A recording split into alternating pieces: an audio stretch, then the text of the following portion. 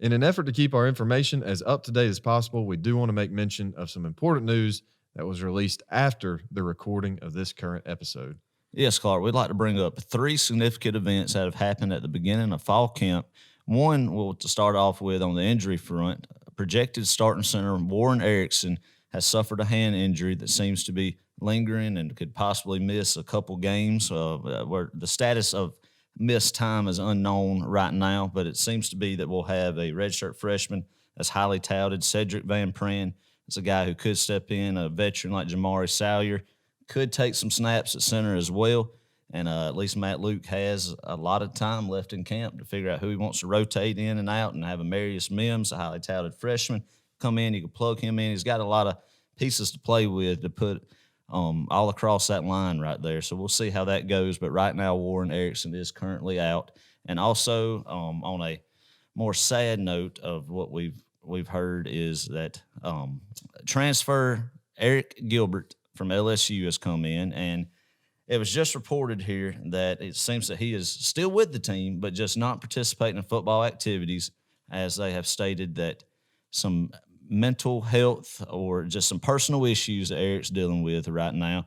Also, Coach Scott Cochran, who is still on the coaching staff but is not with the team as well right now, is also dealing with some issues that is being described as mental health, some personal time needs to spend away from organized football team activities right now. So we just really want to send out our thoughts and prayers to those 2 guys right now. Hope the help that they need is be able to be obtained and that they could get back healthy as possible and come back to the team. But right now they need to focus more importantly on getting to that point then. And we hope everybody enjoys the show, but we needed to just make mention of that real quick.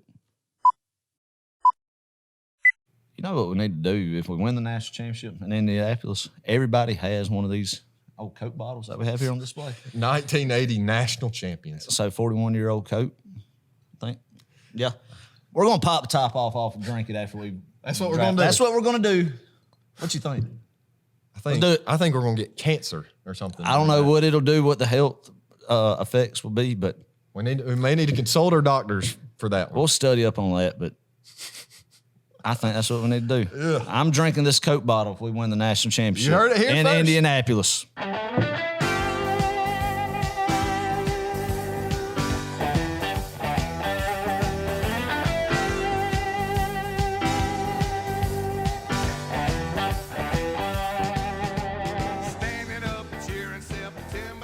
Hello, everyone. Welcome to Row 60, a Georgia football podcast.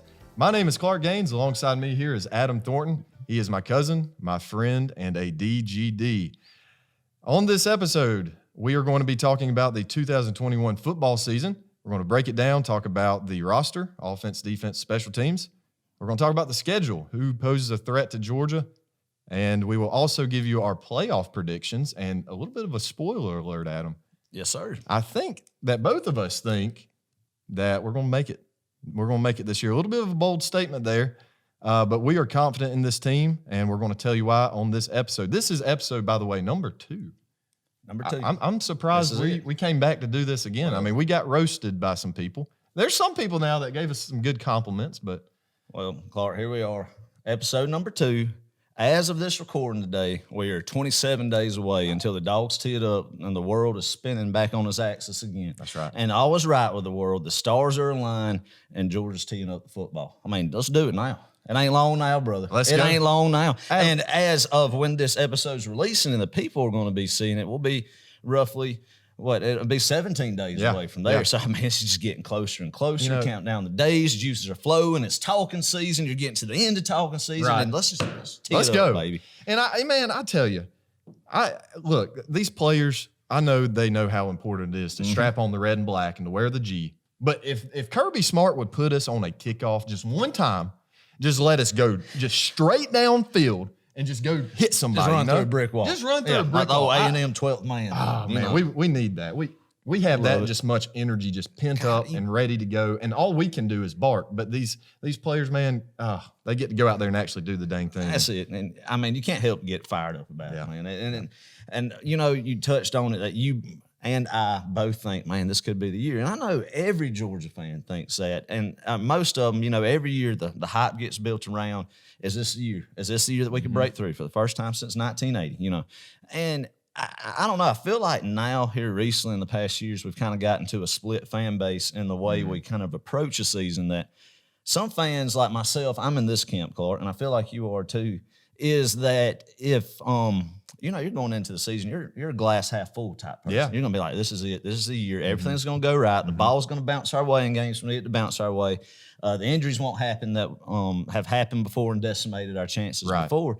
And then you got some, I don't know, did you see that SEC shorts with the hope? Yes. That's accurate. them boys are good. Them Yeah, boys they are are. good, and they're accurate, and they're dead on everything. And yes, you have some of those fans who do not want to get near hope, don't want to even think about it, or kind of Pessimists. not going to let their heart be broke again. I mean, I've compared Georgia football to the dating world before. It's just a girl that she dumps you, but you just keep on coming back for more every single time because you love it and you are addicted to your love for Georgia football. It's the same thing, and that's what we do. And eventually, one day, we're going to hit it. The Dollars are going to do it, and there's no doubt with Kirby Smart in charge. And this is a year. You look at the roster, and we'll get to it, top to bottom, and there's no reason why it shouldn't be. Absolutely. So, Georgia fans are notorious for saying that, but shout out to us because we are loyal fans. We could have given up on the Georgia football train a long time ago.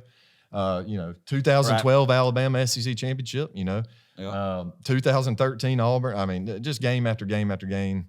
But we stuck with it, and we're here. And that's going to make that national championship victory just that much sweeter because we have gone through those heartbreaks. We're the most tortured fan base in college football. I'm sure of that. So, but I would agree. I think we both think that this is our year. This is going to be it. We're going to do it. And we're going to talk about why here in just a second. So one of the key things this year is our roster, man. It's from top to bottom, Adam. Are there there are no question marks in my mind. I don't see many. There's not. If any at all. There's not. And the ones that people kind of speculate could be, I think Coach Smart and his whole staff's done a great job of addressing where that could be at. Right. And when I mean that, the question started at the end of last year. Yeah. And this offseason, he's a great roster manager in that aspect of plugging in holes and doing that. We'll get to that. And I don't know, just looking at it, it seems like that the talent's there. Obviously, there's a bunch of critics in the college football world, rival fan bases, national pundits are, Kirby Smart has this loaded roster every single year, but every single year when it comes to game day, he's getting out coached. Yeah. And eventually to shut them up, you're going to have to take that next step. That's the only way to do it. And win it. Yeah. So honestly, with what's happening now in college football, I think the playing field with the NIL recruiting might get a little bit more of an even playing field as far as your powerhouses won't be the ones just dominating every. Of course they'll still get theirs, but other players will come in too, and other factors with NIL. You get Texas and Oklahoma coming into the SEC, and honestly, Clark, I know they're saying 2025, but the way it looks like it could be next year. I think it will within the next year. So it's going to get harder and harder to win. There's no doubt in my mind Kirby Smart will still, even if you don't get it this year. And, I hate when people say it's now or never this year. It's not. When you have somebody like Kirby Smart in charge and how good of a recruiter he is, you have that chance every single year. But, yes, absolutely, with just the uniqueness of the college football landscape right now, it's going to get harder and harder each year. Right. And, man, I tell you, I love Coach Smart. I love what he's building here in Athens. And, let me ask you this, Clark. Yeah.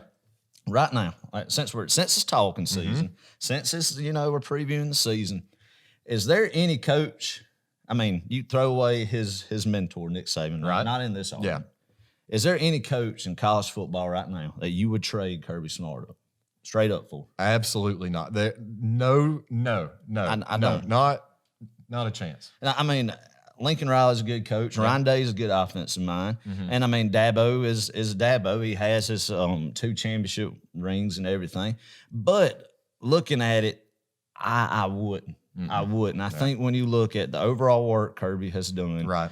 The way he's built this program to his standard, I wouldn't. I wouldn't. And you know, and I know we have biased red and black glasses on, but in the same sense, no. No, I mean he's no nonsense, and you know, you look at Dabo's career. It took him what 7 years to win one. Yeah. You know. So Saban. Yeah, Saban. It took Saban a while. Years. Yeah, years. And I think Kirby's right on the verge of it. I mean, gosh, y'all look at the times we have played Bama. All right, obviously we haven't come out in the second half any of those games, but man, you look at that first quarter, that first and second quarter. That's some impressive football that we played against Alabama.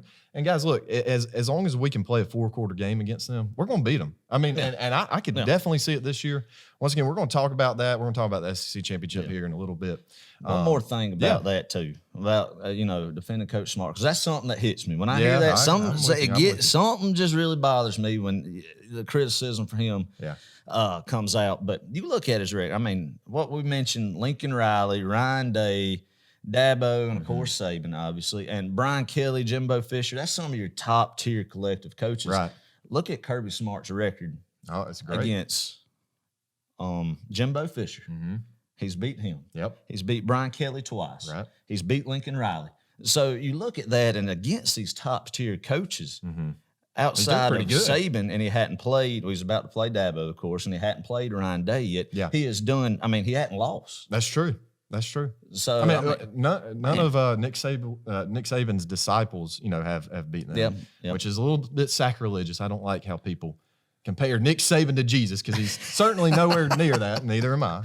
But oh boy, you know, we could go on and defend Coach Smart and everything. We can. That just gets me riled up. No, I'm sorry. I had to ramble about that a bit. So on to our next topic. No, I like it. Then. So you know. Talking season, baby. This is where we talk. I mean, we just let it all go. And I honestly, it gets to a point in talking season where I just want to play the game. You know what I mean? And these players do. Obviously, the coaches, they just want to get out there and do it. So, talking season's almost over, and we're about to get into real football season. So, with that said, Adam, let's talk about our roster. Yes. Let's go into the offense, dive in a little bit to our offensive players here. Who can our audience, our viewers out there, who can they expect to really make a big name for themselves this year and make a significant impact on this football team? Right. Adam, give me like one just breakout player, one guy. It could be a well-known name. It could be someone who we don't know. But who's that one guy you think that's really going to make an impact? Well, Clark, you go to it, and I'm a college football traditionalist. Yeah. I like defense, man. I like the 2011 LSU Alabama 9-6 games. I mean, most people don't. The smash mouth football like that. But I mean, in the world we live in today, you know, everybody likes the cuteness of offense. Of, you know, I mean, everybody has the entertainment level going up. You know, each team scoring 50 points a game. Right. But that's where we're at now. Yeah. And so you look at the last two national championships, what the two offenses have in common. Obviously, they have two good play callers.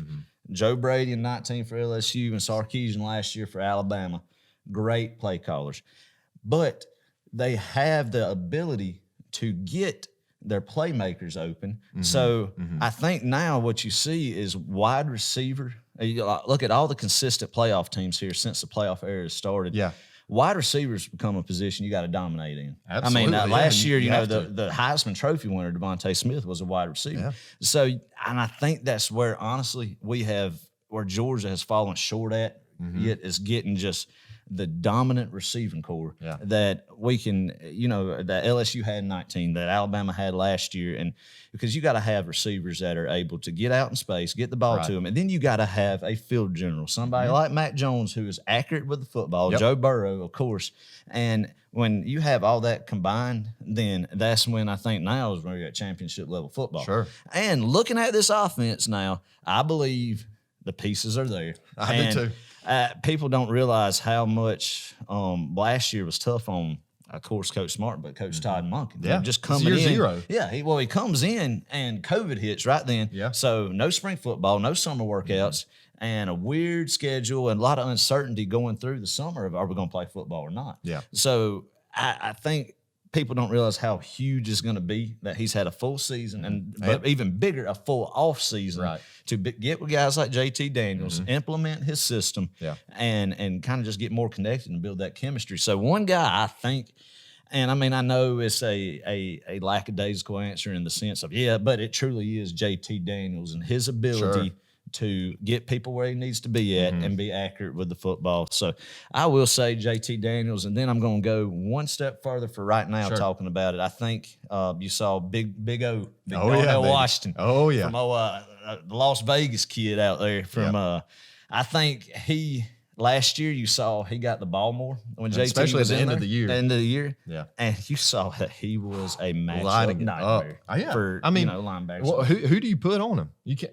You roll down a safety. Good gosh. I mean, they got the speed, but not the height. Well, you get Eric Gilbert transferring in too. And that he's going to be playing more of a slot receiver guy. Sure. You know, I think what early on discussion is right now is he's going to be split out to the slot. Yeah. And God, when you get zero in the game, Darnell Washington and Eric Gilbert, I mean, it's a nightmare. I think your core group you're going to see a lot of Darnell Washington, Kearis Jackson, Eric Gilbert, and guys like that are going to be in the game. Jermaine Burton on the outside. That's going to be your core group. Yeah. And those are weapons that JT Daniels has at his disposal there that he's going to have to capitalize on. Yeah. That Monken's going to have to find the mismatches. Like we'll dive into it more with the Clemson game with when we start previewing them next podcast. But there's a bunch of opportunities with looking at Clemson's defense and the weapons we have on offense to exploit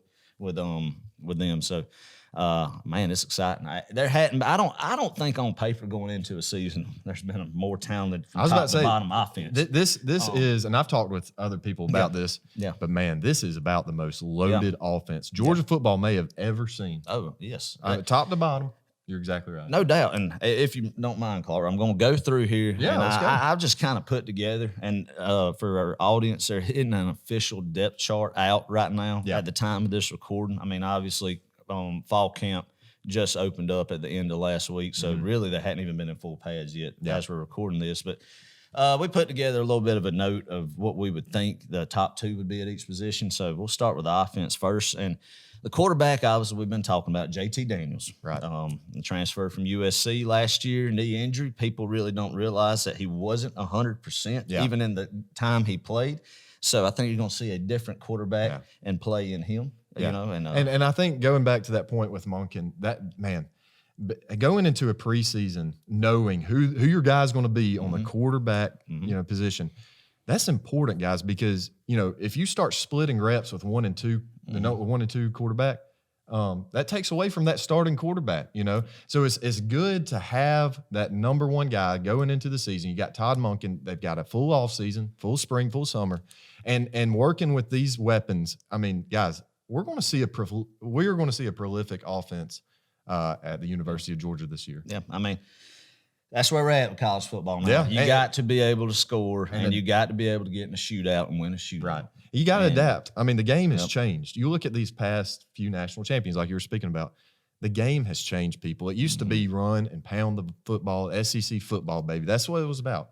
Well, and I like that. Championships. That's what you always heard. And defense wins championships. Well, but that's not the case anymore. Go back to but it's not. And 2019 was the SEC championship was a glaring example. I mean, the defense can only help you out so long, but when you don't have an offense to complement that defense, it does no good. No, it don't. It don't. Yeah.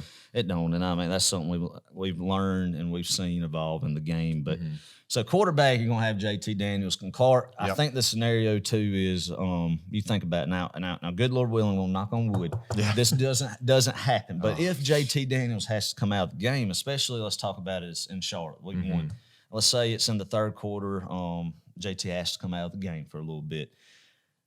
Who do you think will be the number 2 guy? Who do you think will trot in at quarterback in a close game? Do you go with Carson Beck, who the redshirt freshman from Jacksonville, a highly touted quarterback recruit who you've heard a lot of good things about him this offseason. Do you go with him or do you go with the experience of Stetson Bennett? Well, I mean, that's a good – I don't know. I guess Carson looking at his G-Day game performance, he did pretty well. He impressed me. And, you know, you got some options there, which is a good thing. That's why I'm not really super concerned, you know. And we, like you said, though, we got to have a distributor, you know. And JT Daniels, he knows that. He realizes that's his role in this football team. Yes, he's a playmaker. Yes, he can even run with the football, but mainly it's to get that football in the hands of his playmakers. Yes. And as long as we can do that this season, I really don't care who's at quarterback. We just need a distributor. Exactly. But I think you're right. I agree with that take. That I think Carson Beck's going to be the number 2 guy. Yeah. And the quarterback room is just loaded with talent. You got Vanderbilt coming on and developing, and then Connor Stockton coming in. Quick question. Let me ask you this: you think we're going to see one of those guys transfer? I mean, you know, we'll touch on that. Let's podcast postseason. But thank God Well, let's not worry about it. Let's not. Yeah, right. But yes, sir. So that leads. Speaking of that, and speaking of guys, I'm very proud of that who have been a group that's just stayed together, and a group of guys who I think really loves putting on the G and playing for the Georgia Bulldogs is the running back room. Oh boy! And I think there is a lot of DGDs who have the right to be called DGDs in that room. So Clark, I'm going to tell you, I think the guy who is going to take the first snap, take the first handoff in Charlotte this year is going to be Zamir White. I like it. And, I mean, he should. He's a junior, and, man, his story is incredible. Thinking about how he's had 2 ACL tears, come back from that. And I think, you know, a lot of people are kind of writing him off. Just kind of like, man, he just don't have that burst that we saw in his recruiting video, his high school video, like pre-ACL injury. But coming off of them 2 injuries, and last year he was primarily healthy throughout the year. And I think another offseason to go through strength and conditioning. Sure. He's going to get that burst back a little bit. I expect him to have his best year yet in red and black and coming out just. I remember when the first day that kid walked on campus, you knew exactly who he was. That was Zamir White. And I made a very, very, very bold prediction that he would potentially one day win the Heisman. I don't know if I necessarily believe that now. That was also before his injury. But I'm telling you, the way that kid runs, I mean, it's reminiscent of Nick Chubb. And I think, you know, if he were 100% healthy, like had not had another ACL injury here at Georgia, I think that kid, he's still incredible. Don't get me wrong, guys, but I think he would have been a whole different level too. But I think Zamir's going to be a key factor, obviously, in our run game this year. And then you look at a guy like James Cook. Yes. You know, what kind of an impact do you think he's going to make? James Cook, I'm excited about him, Clark. He's a guy that I don't know if you saw it, but he came out with a quote the other day. Somebody interviewed him on the first day of practice where he said, you know, he came back to win a national championship. Right.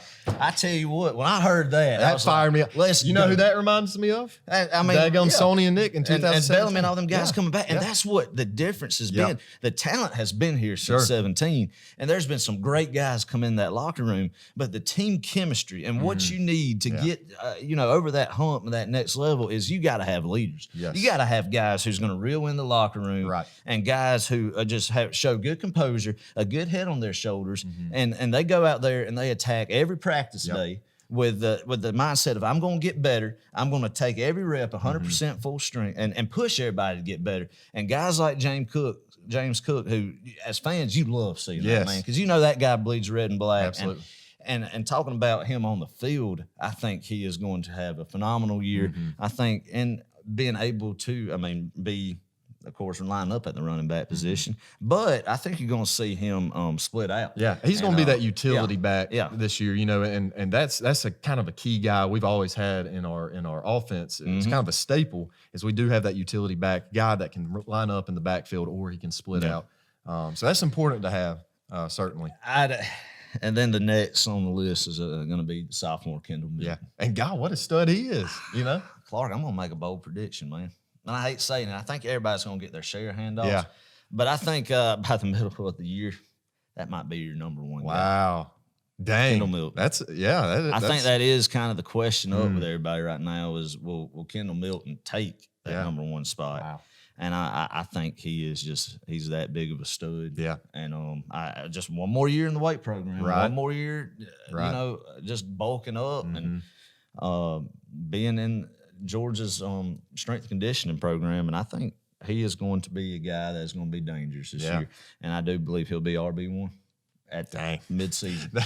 That is a bold prediction there, but I like it. I think he does certainly have that capability to do that. So, Adam, we've got we've been talking about the quarterback and running back position. So the guys behind the line, right?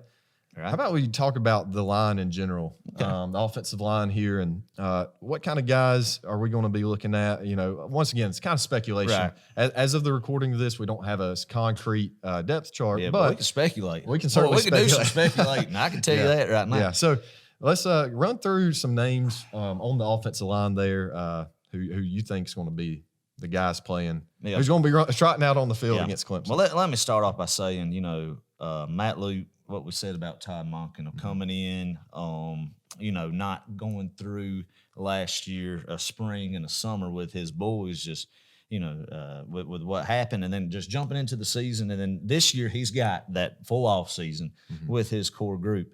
And I think he's a dang good offensive line coach. But to get where we need to be, I believe this on offense, this is a position group that's going to have to take the biggest leap. I agree. And to mature the most is going to be, because I think what we're going to have out of these boys is obviously you're going to have to protect your quarterback. Yeah. I mean, you're going to have to protect your quarterback, but then you're going to have to run the football too, because even though I think what we talked about with getting your balls to playmakers and everything, that it's become a very pass-heavy league now, I still think you got to be balanced. Yeah, you have to be and we're going to be able to run the football. Yeah. But by gosh, if they put 8 up in the box, protect the quarterback when they're bringing it, and to be able to communicate, get these guys gelled together, to communicate, to pick up blitz. If there's a corner fire coming, being able to pick up different blitz packs, and that's what Alabama's done so well in the past in these offenses. You have mature offensive linemen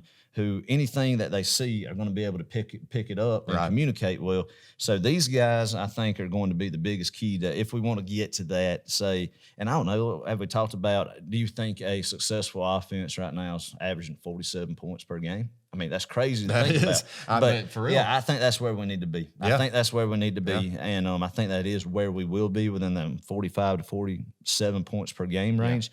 So I think let's just throw out some names that we think could be. We'll start at left tackle.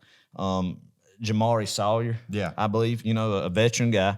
And the guy who I'm the most excited about to see where he'll plug in, if he'll be at that left tackle spot or where, because I don't know exactly where Matt Luke's going to move everybody at, but Amarius Mims is going to be a freak. Yeah. I mean, you look at his measurements. Freak. And you're not going to be able to keep him off the field. Right now. I mean, right now I know we're not going to just throw out in our predicted depth chart with not going through camp and hearing anything. A true freshman out there. So I think but he's going to be on the field. Yeah, at some point he's going to be a guy who is going to make an impact on that line. And left guard, Justin Schaefer. And center, junior, Warren Erickson. I think he's going to be the guy there at the center spot, of course. And Tate Ratledge is going to come in and be the right guard. And Warren McClendon, the right tackle. Just roughly, and then guys like Broderick Jones, redshirt freshman, who's going to be a talented player, I believe, for us. We'll see him out there. And I think, Van Pran, Cedric Van Pran will be another guy. So, I mean, there's a lot of talent there. It's just plugging them in, finding the right group, finding that guy that could rotate in all positions and getting it in there and rolling with it. Yeah, and I think, we got to – that's something important you mentioned was, we kind of have to gel, right? And that's something that takes time. Right. On an offensive line, that just takes some time. You can rep and practice. And especially against guys like, Jordan Davis, Devontae Wyatt on the other side of the ball, the defensive side of the ball. If you're up against them, you're getting some good experience, right? But it's getting into those games, like Clemson especially. You got to be able to gel and mesh as a line, and yes, protect the quarterback obviously, but you got to move bodies, because we are going to run the football. We're going to run it outside, certainly. We're going to run it through the line as well, through the hole. So you got to be able to move bodies. I don't think it's a question so much as are these guys talented enough? Absolutely, they are. Good gosh. I mean, we have a ton of talent on the line. Once again, just a matter of getting meshed, getting gelled, and sometimes that takes time. So if you see a shaky offensive line here the first couple of games, I don't think it's something too big of a concern. Yes, we need to get it fixed, but hopefully it doesn't cost us that first game. But anyway, so Yeah, we'll look into that more next episode when we start with the all Clemson talk. But just throwing it out there, a little teaser. Week 1, them gelling and them being able to, because Clemson's got a they do. Defensive And you hate to line. admit They're it. small and they're athletic. Right. And we're big guys, so it's going to be all about the footwork and being able to stop them. But we'll dive into that. But yes, getting them jailed early on is going to be huge. So anyway, so let's go to the tight end position here. And good gosh almighty, I don't think there's a better tight end group in America. Is that? Man, it's an embarrassment of riches. The good Lord's really smiled down on us in this position group. When you look from top to bottom, man, Darnell Washington, who is a just defensive coordinator's worst nightmare.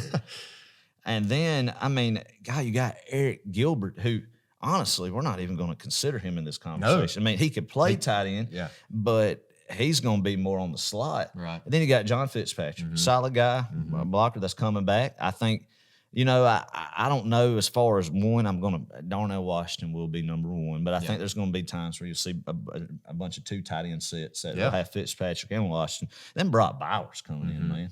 That kid's a freak.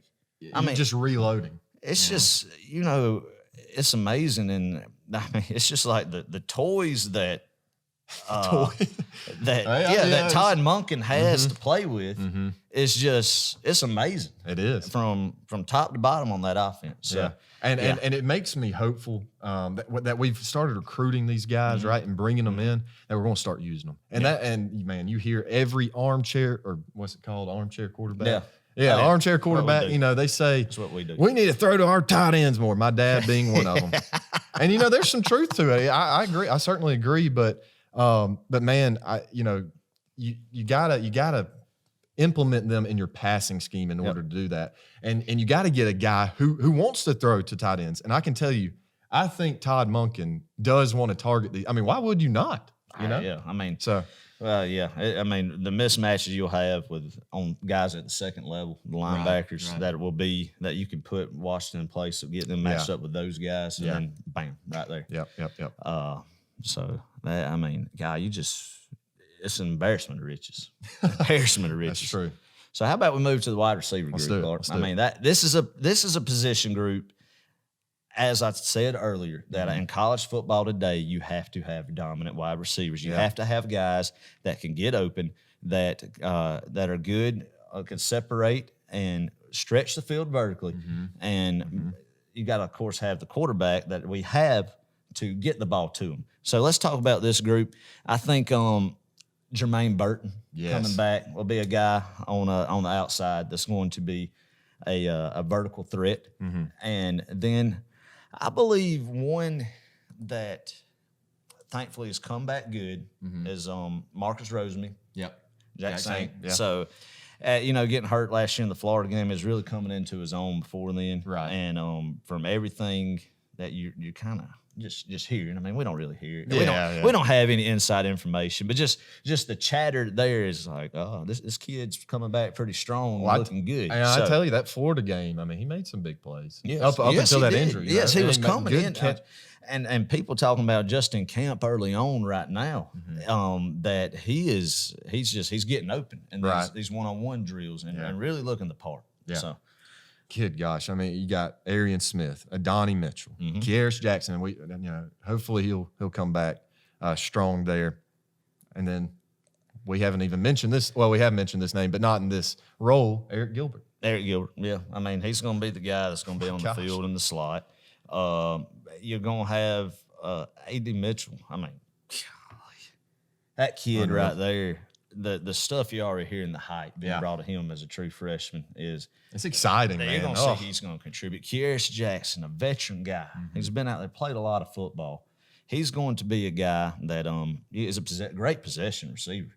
I remember last year, I haven't caught anything that was thrown to him around him. So I think your core group, though, that you're going to primarily see, and I think it's going to be guys that are so good out there that you're not going to see a lot of rotating. I think that's something that we've seen in the past with his offense, even back in the Mark Richt areas. Yeah. Constant rotations with the receivers, but you might not see much of that this year. Is going to be Kearis Jackson, Jermaine Burton, Eric Gilbert and Darnell Washington out there, and kind of that core group, and building the offense around them. Right. And, I think that core group, that's important to keep some of those guys in there to get some sort of a rhythm going. Right. I think if you rotate too many guys at once, it throws off the quarterback a little bit. I would think, Yeah, and so I think that's going to be your core group, and you're right on that.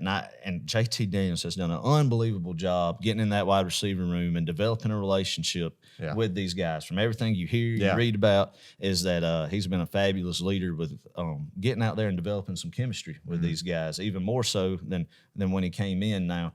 And one guy let's touch on two people. Of course, you have George Pickens, who had the ACL injury earlier this year. Yep. All signs indicate that his recovery, and I mean, shoot, there ain't nobody in America you'd want to be helping you rehabilitate more than Dr. Ron Corson. Yes. I mean, with God, great how guy he's brought too, Nick Chubb back, Todd Gurley, guys like that, Malcolm Mitchell. But people are saying, he might be back for the Florida game, or he might get him for the SEC championship. And I'm like, I don't know about that. And for the kids' future, Clark.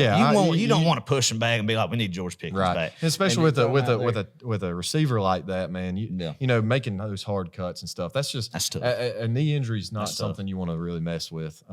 With a receiver there. No, you're right. And one more guy that I think we've forgotten about is Dominic Blaylock. Yeah, had a real good freshman year, I feel like, in 2019, and then unfortunately he had an injury in the SEC championship that same year, and then re-aggravated it before camp started last year, or during camp. And a guy that I don't think will be ready game one, but I do think we'll see him this year. Oh yeah, and it'll be interesting to see where Cortez Hankton has him in this wide receiver group and what his role will be. But I expect him to come back year two. Yeah.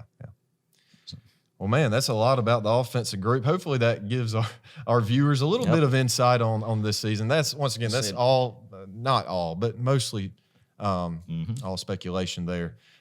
So look out for some of those guys. I mean, there's going to be some guys who probably we haven't really mentioned we much. didn't mention and they may make an impact this year.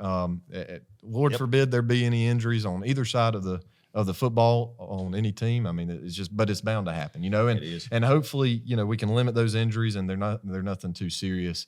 But man, I think if we keep a healthy offensive line and really, I think the sky's the limit for us. We don't have a ceiling. Outside of JT Daniels, as we conclude the offense preview, I'm going to say two guys, playmakers, difference makers, that we'll look back mid-season and be like, these guys are making it click, because I think you're going to have Darnell Washington. Yep. And then Marius Mims. Yeah. Standing out on the line, just moving people around. So there we go. That's it. That's my prediction. Block it. Put it in print right now. That's what I'm saying. 47 points per game. Woo! 47 points per game right now is what I'm going to say that we're going to average. Daggone, that's impressive. 47 points per game. And I think that's where we need to be. Yeah. You about have to be there in order to win a championship. Where it is at today, the trend today. So it sounds more like we're going to have more basketball scores than we will football scores. And I hate it. So let's go to my favorite part about football. Yes, always been my favorite part. The junkyard dog. Yes, sir. Baby. That's it. So let's start with the line here, Adam. Man, we go on and on and on about these guys right here. Yeah, I think one thing we need to explain to our listeners, Clark, is that Kirby runs a traditionally base 3-4 defense. Yep. So as we break down the line, we'll kind of break down what their titled position is and where that fits into when you're running 3-4. Right. All right. So let's start with our let's start with our left end. Okay. Or just I guess he rotates there. Right. But let's start with our defensive end. Yep. So Trayvon Walker. Yep. I believe is going to be your guy there, junior. And this guy that's played some football, a lot of football. And I think it's solid. And I don't know. I think when it goes for people in the trenches, and especially on the offensive line, but on the defensive line as well, if you don't hear a lot about them, then that means they're doing their job. Yeah, that's a good thing when you're evaluating people in the trenches. Right. So I think Trayvon's that guy. He's just out there. He's consistent, and I think he's going to be a guy that's going to have a breakout year this year. Yeah. And, I think there's going to be I think he's going to get a lot of opportunity because especially in the run game, because I don't know how many people are going to try to run it up the A gap with who the guy we're going to get to, big number 99, Jordan Davis in there. I wouldn't advise it. I think he is going to get some opportunities to make some big plays out on the edge there. With guys wanting to bounce it off tackle a little bit more than trying to go inside when you got that big old road block in there, 99. So let's talk about number 99 here. Man, golly, I think this going back to leadership, man. Yes. You get guys like James Cook on the other side of the ball, right? Coming back for another year. But then you get these two guys, which we're about to mention their names. But that leadership is critical, and especially on a defense, man. I just know I can think back to that, mentioning that 2012 Florida game again. I remember when big Sean Washington, that was his name, right? 36. Safety. Oh, yeah, Sean Williams. Sean Williams, my bad. Cornelius Washington. Yes, Sean Williams. Right. Oh, yeah. He challenged that team. He did. Week. And that's the leadership and he it went takes. Out there and made plays. He did. Too, that game. I tell you, one of my favorite plays was, I think it was about 4th and 1, and he goes and he gets off a block, sheds a block, and he tackles that guy behind the line of scrimmage there. Big 4th down play early in the game that could have, But all that to say, man, you got to have that leadership. These two guys are seniors. They're hungry. They want to be here. They want to play some Georgia football. Adam, Jordan Davis and Devontae Wyatt at the nose and the defensive tackle position. Yep, that's the guys. And I heard the interview that Jordan Davis had during the SEC Media Day. He said he basically called up Devontae and said, "What are you going to do?"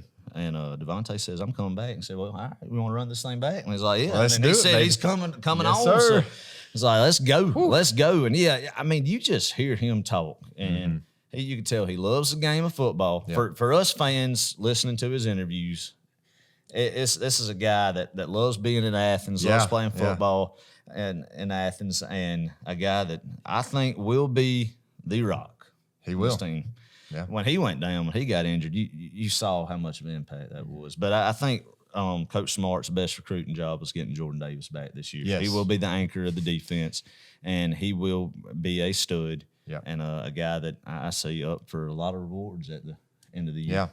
I tell you, I do want to shout him out. Not that he would even be listening to this, but Jordan Davis, man, I remember the first day that he got on campus, and we were doing, I can't remember what they were called, but not circle drills, but laps around the indoor facility. I mean, just 100-yard sprint, kind of jog the rest, 100-yard sprint over and over and over and over and over. So that was in winter.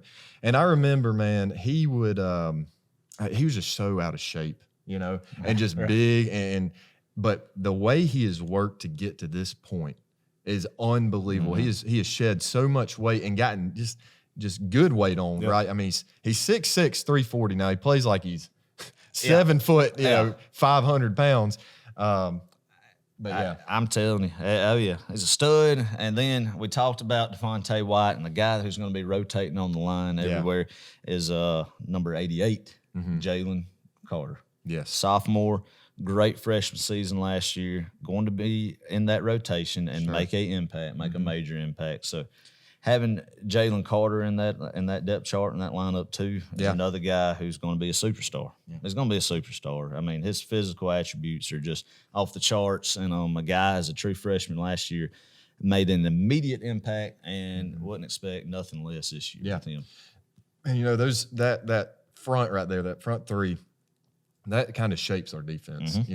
Because you start getting guys like Jordan Davis, and that eats up 2 blockers right there on the line.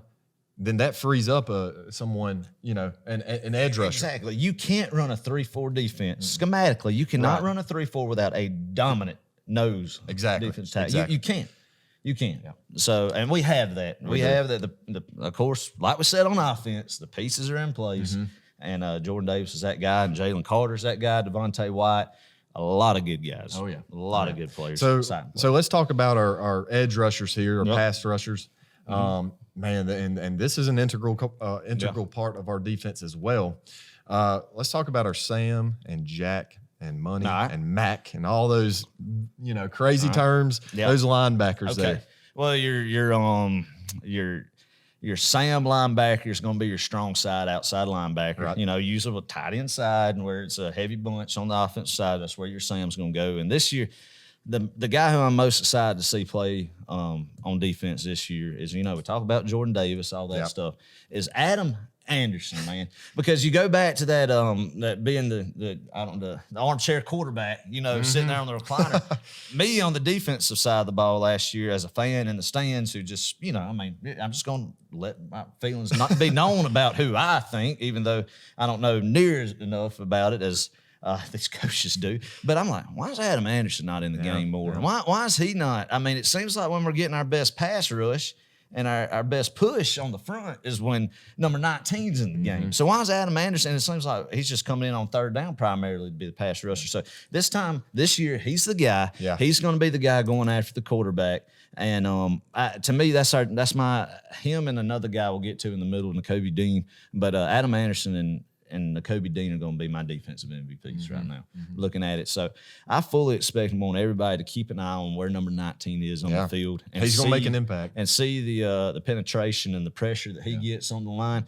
And it's going to be big week one with a mobile quarterback, keeping them contained and not letting them have time. And man, I'm fired up. Give me some AA Adam Anderson as an impact player. Yes, he'll sir. be at the Sam and the Jack. You want to touch on the Jack, who was basically the weak side, a hybrid. Yeah. Guy, So this is one of your best athletes on the defensive side of the football. You got to have somebody strong, but you got to have somebody quick, right? You got to have somebody that could rush, or somebody that could drop back and play some coverage. So, Nolan Smith, man, and Junior. I think, we've seen some glimpses of what he can do. I think, he's been a solid player. But I think he's got to really stand out this year. Not only for his, NFL potential draft, but Well, let's call spade, Clark. That the fact that Nolan came number one player in America, coming in, highly regarded recruit, and it's been good. Don't get me wrong. Yeah, he has. But we're ready to see him take that next step. Yep. Like a lot of guys, take that next step where he has to be at, and so many others got to be at if you want to have a championship caliber football team. Exactly. So no, you're exactly right on that. Yeah. So then we got, behind him you got Robert Bill, very experienced, senior. He's going to be able to rotate in and out, and that's the great thing about it, man. You look at these guys on this roster, we've got some depth. It's not oh crap, if this guy goes down, we're in trouble. Not this year at least. No. Now maybe next year, whatever. But that's a whole different story. That's something Kirby's been working on since he's been here. And finally, and what's been our Achilles heel for so long too has been, like you were talking about. That depth hadn't been there, but it's there now. It's there. And that's something that Alabama's had. That's something that Ohio State has had. That's something that I can't stand it, but Clemson's had. So we're there. We're there. The talent gap's closed. We got guys who know what they're doing, right? When they step on the field, it's not a Todd Grantham, God bless him, coached defense where you got guys looking who over at the sideline right before the snap, just throwing their hands up in there. Man, have no idea. I tell you what, if you don't know what we're talking about, go back and watch some of our wasn't 2013, it's 12 or no. Which one? Oh yeah, Pruitt came in 14. That's right. So 13 is what I'm referencing here. Go back, watch some of our defensive games in 2013 highlights, and you're going to see some some confusion. But that's the thing, man. Kirby, he's got these guys smart, right? He's got them aware of where the football is, where the playmakers are. They know the scheme. They are smart football players. They're not just athletic. They're smart. That's what you got to have. Yes. I agree. I agree. It's big Nolan. Breakout year right here. It's got to be 2021. Nolan Smith. Mark it down for him. So let's go to the inside, Clark. All right. Let's go to the inside, who the two middle linebackers will be. So you'll have Quay Walker and then Nakobe Dean, I feel like. I think that'll be the two starting out with guys like Channing Tindall rotating in. So I believe, of course, that would be the primary three right there. Right. And once again, a lot of talent. A lot of talent, a lot of experience, man. These guys, all these guys right here, man, they've played snaps, and that's what you got to have. So. Yes. Nakobe, I feel like, God, he's just been coming on here, and you just see, just a talented linebacker. Yeah. And I mean, he reminds me of Roquan Smith. I think that's a big. Well, it is. You look true. at it though. That's Clark, true. You look at it. Roquan, his first 2 years was more so. I mean, he was a good player. You knew he was out, but he wasn't just the man out there yet. And his junior season, what's he do? He becomes a man. He's got that speed to get to the outside, to the perimeter, and run sideline to sideline. And I think N'Kobe has that too. And I think that's something we'll see break out this year. And I'm not scared to say that I think it'll be close to that level from him. I think he will be the defensive MVP. Wow. Him or Adam Anderson. But I think, of course, like we've talked about, Jordan Davis is the anchor. It starts in the trenches. It starts up front. But I think, Jordan Davis's ability to clog up holes and will allow N'Kobe Dean to be a playmaker. And open up a lot. Man, that's the importance of it. You got to have that those guys up front on both sides of the ball to open it up for everybody else, man, and to make plays. So, we got some talent on defense for sure. We do. We do. So, we talked about the linebackers, talked about the defensive line here. Let's transition to the secondary. And a lot of Georgia fans out there, they're hesitant about this position or these positions. And I got to be honest, I don't think it's that big of a deal, Yeah. I mean, you think about right after the Peach Bowl, right when the off season started last year, you lose Tyson Campbell. And Richard. Yes, lose Richard LeCount. Eric Stokes. Guys like that. Eric Stokes. 3 starters gone. And then, all right, they're gone. All right, that's fine. You know, I understand. They want to get drafted, seniors, whatever. Wish them well. Thank you for what they've done for Georgia. All right, who's the next guy in line? Tyreek Stevenson. Gone. All of a sudden, one day, he's going down to Miami. And that's interesting. That is interesting. Hey, okay, next man up. Yeah. And at the time, a lot of people are thinking, dang, we're going to have enough bodies to even have a core defensive back group, a unit.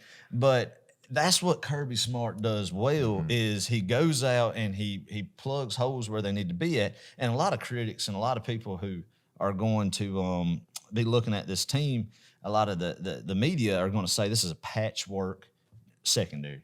I think they're going to be thinking like week one, there's going to be that these guys haven't played together. Yeah. Kirby just had to go get bodies out there. They're not gelled. And they're going to think like the only true one out there is Lewis Seen at strong safety. So I think they're going to come out with a chip on their shoulder. And obviously with what we've talked about, wide receivers being the guys now. Yeah. And secondary last year was, even though you had all those guys, Clark, in my opinion, honestly, was a weakness. You think about the Florida game, the Alabama game, the 2 losses last year they just got torched. Yeah, and I mean, I know they're going against unbelievable talent, but you're going to have guys who at least can slow some offensive down a couple possessions where we could get our horses on the offensive side of the football to get ahead a little bit there. And so I think with this group, I'm excited. Kirby goes out. He gets Tyke Smith from West Virginia. Yep. It's going to be primarily playing the star. And look, Tyke is not just some scrub, right? I mean, he started at West Virginia. He made some great plays. I've watched his tape. Yeah. I mean, it's not like it's just some random, guy from Buffalo, you know. Right. I mean, these are players who have played snaps. They have experience. Now, do they know our system yet? No, not in its entirety. But that's why they're out there right now, and we're sitting in here doing a daggone podcast. That's right. But you have him come in. So Kirby goes and gets him. Then you go get Darian Kendrick. Yeah. And also a stud. A guy who at Clemson could have played on either side of the football. Yeah. And I think one thing, there might be some stuff with past character issues or whatnot, going around. But everything I've heard since he stepped on campus said everything's been good now. Yeah. And he's going to be a guy that I fully expect will be playing one of the corners. Yeah. And he correct me if I'm wrong. He was all ACC. Is that right? I believe he was. I'm not first team. 100% sure. I'm pretty sure I read that somewhere. He's a good football player and the talent you want to have at cornerback. And I think opposite of him is a guy that's been in the program a long time, been around Coach Smart and been around a while as Amir Speed. And what I like about guys like Speed is that big cornerback. I think now you're going to have to be a physical corner, because and getting that on the outside, guys who can match up one-on-one, especially when you're seeing so many more offenses with talented guys that you might have to double cover and cheat a safety over towards their side a little bit more. So it's important to have guys who are big body, big physical build that can get physical with these receivers and be fine left on an island. Right. And let's go going to the next one. I think You have Amir, and then you're going to have Keely Ringo, who was hurt And you've last year. Right. And a lot of people are high on this kid. They're a lot of talent. I'm excited to see him play. You about have to have three corners, you know. So got some guys there that we can rotate. He's going to be a guy. He's going to get on the field early and be very impressive that people don't know about, and I think be a big playmaker. So you look at it overall, and then I think it'll wind up being Ringo and Kendrick on each side. And then, of course, you'll have Tyke Smith at the star. Mm-hmm. And then a guy that we got to see a little bit at the end of last year when Richard went down in the back half of the season was Christopher Smith. Yeah. And I think he'll be the starting free safety. He played impressively there towards the end. Yeah, I mean, Peach Bowl, I saw some good things from him too. And, you know, so like we were saying, you know, a lot of people are they have that question mark on our secondary this year. And I mean, you know, maybe to some extent that's reasonable to think that. But man, I trust, but I trust Kirby Smart working with these guys day by day. He's got, man, and the cool thing is this is Kirby Smart's group. Like it's not a Rick, you know, these aren't just Rick guys. I'm sure Rick probably recruited or started looking at some of these guys a long time ago, but yeah. Well, he's built up the depth now. Yeah. He's built up the depth, and that's what you got to have. Mm-hmm. And when there is a weakness, he goes out and he feels it. And, you know, Clark, we can't just be, this group's going to be good. This group. I mean, we think that on paper, but if there is going to be a weakness on the defensive side of the football, is going to be the secondary. Just like we said, if there's going to be one on the offensive side of the football, it's going to be the offensive line. And if both of those units aren't where we need them to be at, it's not a championship season. Yeah. I mean, if these guys, again, Clemson going to week 1, if these guys, if Clemson's offensive line's improved, picks up on some blitzes, because Kirby Smart likes to blitz. He likes to bring some people. And that's good when you connect and you get home. Yeah. But if the offensive line for Clemson gets better than where I think they were the last time we saw them and picks up some of these schemes and our guys aren't gelled and miscommunication in the secondary and the talent's not there, it could be a long day. It could. And it could be a long season if it's not there. That's but, true. I mean, I am under the assumption I think this is a good group. Yeah. I think they're going to really gel and get good with each other. Mm-hmm. And people will be plugged into the right places at fall camp. And I'm excited to see them. I'm excited about the defense. I think it's going to be another top defense for Coach Smart and Coach Lanning. It ought to be fun, man. That's something you just don't question much is our defense. You just can't, even in secondary. So, Clark, would you say, though, I mean, let's talk about, we've talked about what would be to you the biggest weaknesses on this team right now? What we were just talking about, secondary. I mean, it is. I mean, you lose a lot with what we did last year, and you go out and you feel that to the best you can. Yeah. And I think the potential is there for them to absolutely step up and be a great unit. But, I mean, we wouldn't be realistic if we didn't say that it does kind of concern. Yeah, it's a little bit of a concern, but these guys got to start playing, and they'll pick it up, and I trust them. And I trust, like I said, I trust Kirby Smart. You know, he's working with them daily. Right. You know, he pours into them and really focuses in on that group. And well, it's going to be exciting to hear about the growth in camp. Yeah, that we'll read and get to hear about. So, so that leaves one other team, I guess you could say, one other group of people that we haven't mentioned yet. So our special teams, all right. And a lot of people tend to write off special teams in football. They just do, and I don't understand why. Because golly, you look at some games, it comes down to special teams. It does. Right? It does. And so and we'll talk about the special teams coordinator here in just a second. But, man, we've got some weapons here too, and a lot of people don't think a punter is a weapon.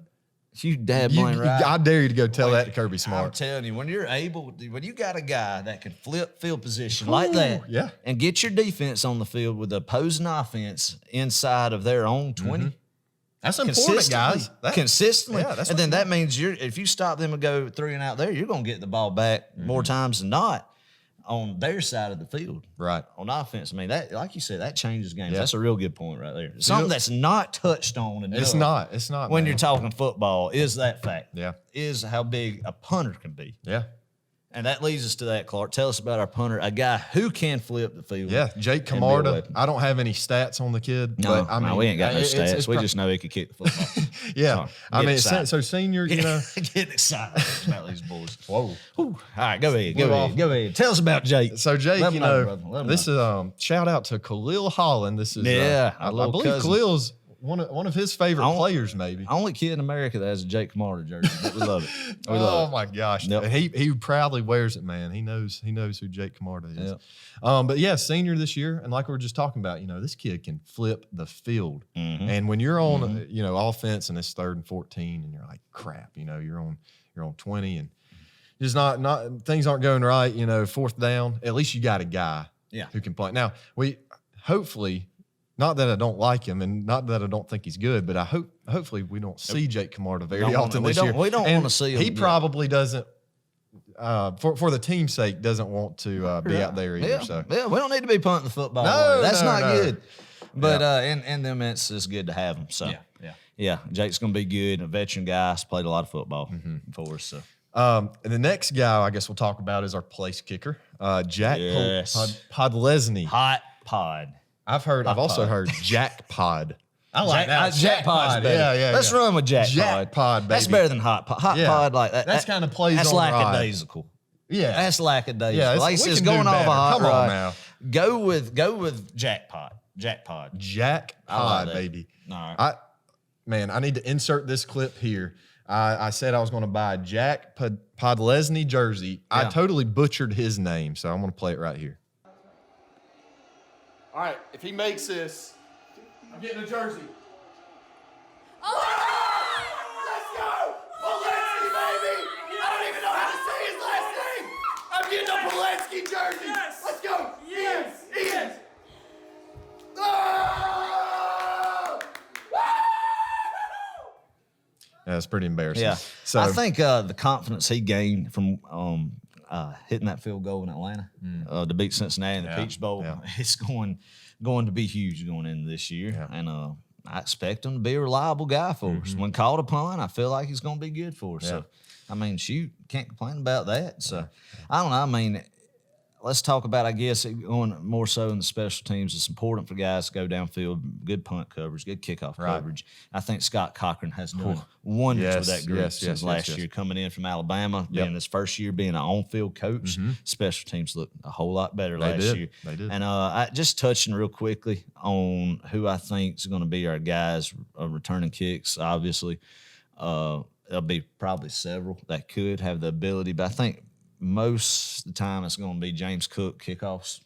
And then I think you're going to have a guy that is very trustworthy with the football, Kyrus Jackson, returning punts. I think somebody who can make something happen, but more importantly, just catch the ball. I'm telling you, I hate guys. a punt, man. I hate returning. I know. I can't watch it because I get so nervous if our guy's going to botch it. Listen, I wish y'all could see Adam Thornton on a game day. I can't do it. I can't watch a punt. You need to come up Can't to watch a row punt. 60 when we're big game and you know the other team's punting. And Adam, I mean, it's either he's looking totally away from the field, totally opposite, or he's got his head just buried. That in is his a good hands point. right there. I don't know the last time I have looked, kept my eyes open while Georgia was returning a punt, especially during a pivotal moment in the game. And the reason why, because you look back at those years, like I guess back in the day, you know, 13, 14, 15, those teams, man, you could almost bet like money that one of those punt returns was going to be muffed. It was going to be just totally dropped, which is a whiff. I don't know. And thank God we haven't seen it. We haven't seen that as much in the past. But man, you're right though. Kyrus has got to be, or whoever's in that position, they've got to be able to just return it. But also, you know, you want a guy that is capable of maybe making a play there. So Absolutely. Well, dang, Clark, I think we just covered it. That was a all marathon right 22 positions plus special teams. That's right. So, boy. everybody, that's what we think. Like, again, let me go ahead and state again that is not the official depth chart. That's just speculation right now. Yeah. Guys that we think are going to be making an impact. So that's it for the roster right there. Of course, we could have dove deeper. There's going to be guys that you hear after this recording who you're going to hear some chatter about in camp. That's going to come up. And that's my favorite part about it, man. Like this time of year, you get wired because you're like every day is going to bring new news. Yeah. Like you're going to get And to read new news just and hear searching. about these boys, and then you're just praying before you go to bed every night. You thank the good Lord for your health, your family, everything. And then once you get the real important stuff in life, you go to, and Lord, just please don't let anybody get hurt, tear ACL during camp today. Just keep the dogs healthy. Keep the dogs healthy. Keep the dogs healthy. I love that. So- Oh, man. Clark, do you want to, now that we've kind of gone over the roster, let's talk about the schedule. Let's talk about it. So Unique schedule.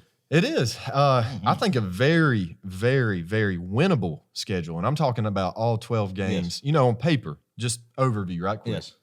Yeah. Adam, do you think there's a single game we shouldn't win?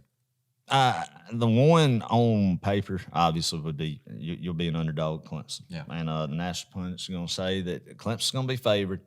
I think the spread is maybe 4. I think that's what it was favor last Clemson. time Yeah. I heard. And shoot, but if you get by Clemson, Cruise control. And I mean, I think we both kind of have our trap games, but man, you look at this schedule and it's just not that tough. Yeah, it isn't. It's not. I do hope, and I think, Clark, this will be the first time in Kirby's tenure that we have a game. I'm not saying. I think in my heart we will go undefeated, but yes, we could get beat by Clemson. We could have a slip up in Jacksonville, but I do think this is going to be the first year that we're not just embarrassed by at least one team in the regular season. Because 16, you go to Oxford, Mississippi, and Hugh Freeze. That's a terrible game. Boy. 17, Jordan Hare, the first match wasn't good. 18, Baton Rouge, going to LSU, and 19, Carolina. 19 Snotty. getting beat by Carolina, even though we didn't get smoked by Carolina. So, but games that you just really didn't show up, we didn't show up in that game. Right. So I guess a game where we like to say that we didn't get off the bus. I don't think this team is going to have that moment this year. And that goes, I don't think personally. Right. And that goes back to leadership, man. Yeah. And one of the biggest cliches you'll hear in football is a team going through adversity, right? You're going to hear that. But there's something to good leadership and those guys really pushing your locker room and making these guys better on not only just on Saturdays, right? But on practice days and pushing them in the weight room. You got to have those senior leaders, not necessarily even seniors. You just got to have those leaders in the locker room. And when you face those trap games, when you face those games where, oh my gosh, this could be a blowout. Going back to the Rose Bowl, I saw that locker room at halftime. I saw those guys come in. Those seniors stepped it up. They were calm. They weren't overreacting, and that's what it takes. You got to have a cool, calm, and collected football team, which I think we got because we got those leaders this year. So let's just kind of go game by game, all right? And then we're gonna talk about just very general. Yeah. We don't want to go Just a little brief summary. Yeah, Just a little brief summary. Don't want to go deep diving here. Each one of them. Right. Don't want to go deep diving. We'll save that for the upcoming podcast here. We're going to talk game by game, just maybe a quick, let's not even do a score prediction. Let's just do win, lose. Just a comment. Win, lose, comment. All All right. right. Start us off with the big one. All right. Well, big unless you've been sleeping under a rock, you know what's coming. Clemson, September 4th, Saturday, not too long from now, we'll be playing in Charlotte, North Carolina, 7:30 p.m. prime time. Man. Woo! Adam, now, this game, and we're going to save a lot of our content and commentary about this game for the next podcast. But man, this is a big football game, obviously. Clark, I just want to say I've been waiting Years since the last time we put a tail whooping on them in Athens. Yep. But after that, from 15 on, when they've started their run, I've been waiting for this. Been waiting for this. And all I'm going to say is listen to the next podcast, and you're going to get my feelings on the Clemson Tigers. Because they will be let out, and they will be unfiltered. And you don't want to miss that, ladies. Coming up is going to be that. So that's all I'm going to say. Score prediction, everything. Just you're just going to say podcast, and I'm just building up. It just builds up more and more every day for what that's going to be, because I've tried to say I'm going to my Clemson hate and my just overall feelings towards that university, that football team, that head football coach. I'm not going to let it out right now. I'm trying to keep the cap on. All right, just move on. All right. I'll give you mine because I'm thinking objectively here. a lot of people say I'm a very optimistic Georgia fan. That's good. One of my good way to friends out live. there, McKay Smith, I told him to listen to this podcast, this one. Shout I out, don't know if he McKay. will, but McKay always calls me an optimist when it comes to Georgia football. But I like to think I'm a realist. And, man, you look at this game, Realist. it's going to be an excellent matchup. I do think it is going to be a close football game coming down to the wire. And I tell you, I think special teams is going to be the difference. I do. So with that said, man, and this is just my feeling right at this second, at this moment. It's certainly going to change. I can almost guarantee it. But at this very moment, I do think that is the one game we're going to lose. I don't think that's the last time. I know. It's a little bit of, I know. Don't listen, guys. I look. I mean, it's fair. It's fair. You know, I got to be. No, I understand that. I have to be objective about it, and it's tough to say that because I'm like Adam. I despise. I hate him. I hate the universe. It's all right to say hate. Hold on. Let's be clear. We don't hate the Clemson fans. All right, we dislike their actions very much. But now the university, man. You look at the orange and the purple. It makes your blood boil. Let's save that. All right. But week one, man, I think we'll drop it. Can't even fathom the thought of losing. I know. Well, I hope I'm It's wrong. Auburn with a lake. They're the same thing. Yeah. Auburn University and Clemson, same thing, lake. same people. The only difference is Clemson has a lake. All right, move on. What do we got week 2, Clark? Week 2 is a winnable game. We're definitely going to win this one. Well, you say that. I'll go ahead. Tell who the opponent is, and then I'll get on that. All right. Yeah, UAB, University, 3:30. Blazers. Yeah, the Blazers coming into Athens, 3:30 p.m. Yeah. What an interesting kickoff for that game. We'll be on ESPN2. Yeah. And first home game, they're going to, I guess, look. Go ahead. Well, I was going to say, I'm sorry. I'm just getting so jacked Yeah. up. I just have time. I'm interrupting left and No, right. And I'm good. sorry. It's just, but we about got beat by them one time in Athens. I know. During Rick's tenure. That was over 3. but that was I think it Rick's was 16-13. Off the top of my head, 16-13. Yeah. But Adam, this is a different game. Oh, it is. football No, team. I'm not worried about the Yeah. Blazers. No, Don't get me no, wrong. no, We no. ain't there. We're not there. We're not there. Yeah, We just, this isn't ground zero for Kirby Smart, where we're playing Norfolk, Nicholls State. Yeah. 2016 and win 26, 24, something like that. Yeah. Hey, you ride with the program that you're nationally respected when you get a good 3:30 game in Athens against the UAB Blazers. Yeah. And it's not 11 a.m., 12 o'clock. So good tailgate time. Yeah, Good time to get out there in the hot September heat. Just soak it all in, baby. Soak it all in back in Athens. So, Oh, yeah. All right, give us what's week 3, Clark. Good Give UAB it to us. game. Next game, first SEC football game, South Carolina, September 18th. I like this one in the good night game in Sanford. Getting a little revenge for the last time or the last game that happened there with Carolina. We got it. Shane Beamer's come to town. How Hey, frightening. I got to be honest though, I do love that guy because he He might be a good guy, but does it scare you? He's leading the Gamecocks into Athens. a little bit. Shane Beamer. A little bit. Scares you coming into Athens A tad, with a the tad. South Carolina Gamecocks in year 1. Hey, I mean, look, I was never scared of Will Muschamp coming into Athens with any team. God, that's And, true. That's true. you know, I guess, but no, I- all right, that's fair. That's you know. fair.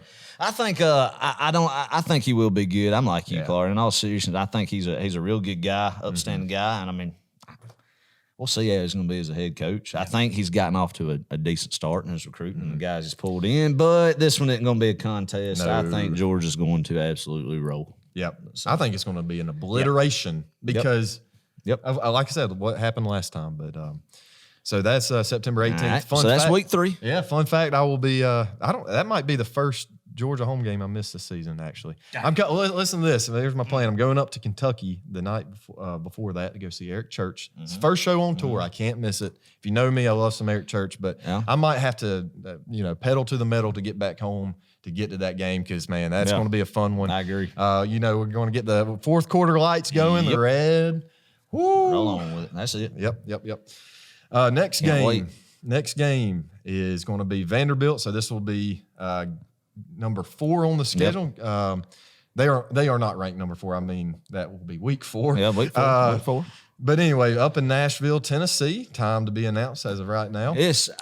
I don't. It's this probably is going to be rare a 12 occurrence. kickoff. Yeah, it's going. I think it will be 12. But we need to curbstone them We do. because they didn't play us last year. Yeah. For what I mean, that's ridiculous. Oh gosh, yeah. This is the only time that you're thinking that you're holding some type of a grudge towards Vanderbilt University. And the people unless you're there. Tennessee, but I hold. Yep, but you actually get beat by Vandy. They're added down to the list that Vanderbilt University is a game I'm getting fired up for. This, I mean, obviously I love Nashville. I love to go up there, hitting the honky tonks, all that good stuff. It's always just a good time. It's always a loose trip. That trip right there, you're not really just focused on the dogs. You're kind of just there for a vacation. Yeah. So, but this year. It's a business trip. That's right. We need to go up there, man. I tell you, it was fun going up there 2019 and seeing all that red and black, man. It's a Georgia football takeover in that stadium, all red and black. And then God bless them, you see probably 219 Vanderbilt fans. Yeah. I mean, how are you a Vanderbilt football fan? God bless the ones that are. Yeah. I mean, you got to, man, I almost feel bad for them, but I'm like you. I'm holding a little bit of a grudge last year. They didn't play it. They didn't play, so. All right. So the next game, we're coming back to Athens, October 2nd. That game is also to be announced. So you could probably that might be a 3:30 kickoff. It could be a night game. I don't know who's on the SEC schedule. Yeah, I think it'll be a SEC Network 7:30 night game. I'd take it. Go with it. Yeah. Sam Pittman and the Hogs rolling in. I do think we'll get that win. But I tell you, Adam, the Arkansas played us pretty well last year. They did, and I know everybody's talking about Arkansas. You might have to look out for Arkansas, see what Sam Pittman. And of course, as Georgia fans, we love Coach Pittman. We appreciate what he does. Absolutely. But we need to pump the brakes on the Arkansas Razorback love just a little bit now. I think this is going to be a game where being in Athens, I don't think it's going to be close. I know we went out to Fayetteville last year, season opener, weird year. They played us well, but I don't see it happening 2 years in a row. So as of now, Adam, you didn't give us your week one prediction there. I'm not going to. That's fine. That's fine. So we're sitting at 4-1. This is Clark's. That is Clark's prediction. All right. 4-1 up to this point. Next game, game 6. Interesting game here because.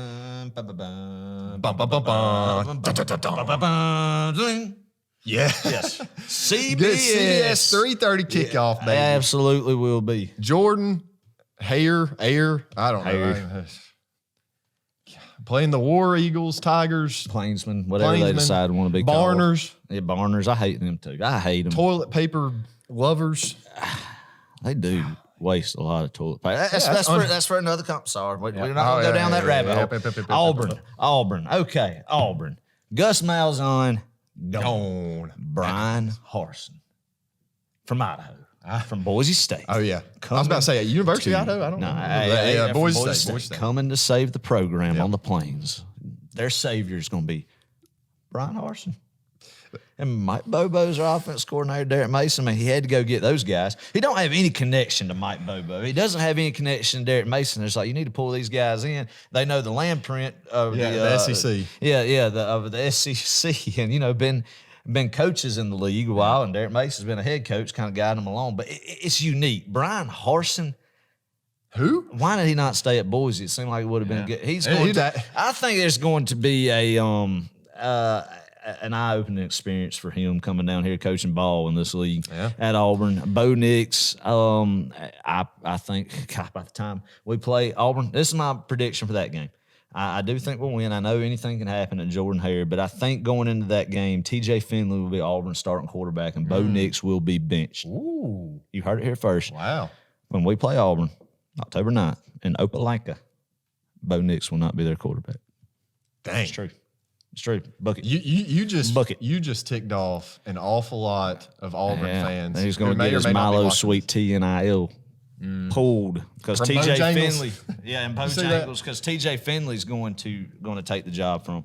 So, all right. So I do think we win that one. I mean, and it's realistic saying these are all W's. It's not just us being Georgia fans. So. Right. My brain tells me we're going to go in there and absolutely boat race them, skull drag them maybe. But skull drag. That's my word right there. Boat race. Yeah. But anything can happen. Yeah. As of now, I'm gonna definitely say that's going to be a win. Yeah. Next game going back to Athens in Kentucky, Sanford Stadium, October 16th. This actually won't be a game that guaranteed I won't be at this one, unfortunately.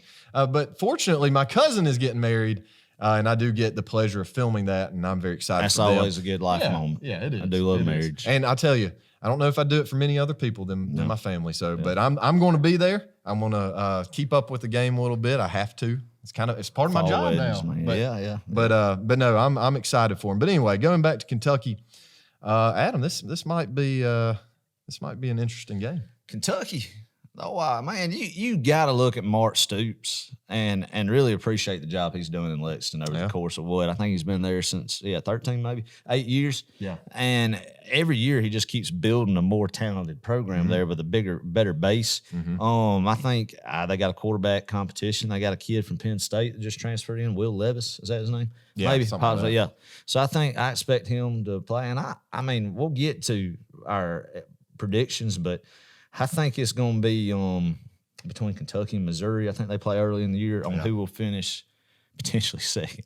Florida. I think Florida will be second, but third in the East. So, I mean, a real good program. I mean, I tell you, golly, played us close. That game in last recent year, years, that's the game I want to flush out of my memory. And it's always scary, and historically has always been scary. The game before we play Florida, you know, kind of that game's always a little bit scary. So, with that being said, Clark, dive on in. So then we got the bye week. I guess that would be October 23rd. Yep.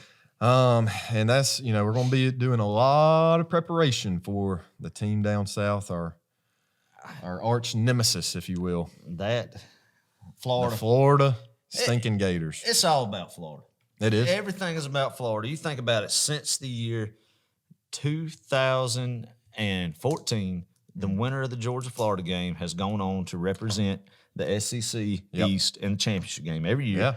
And even before then, it's always about Florida. It's always about beating Florida, going down to Jacksonville and beating them. But now, especially with the clown that roams the sidelines in Gainesville.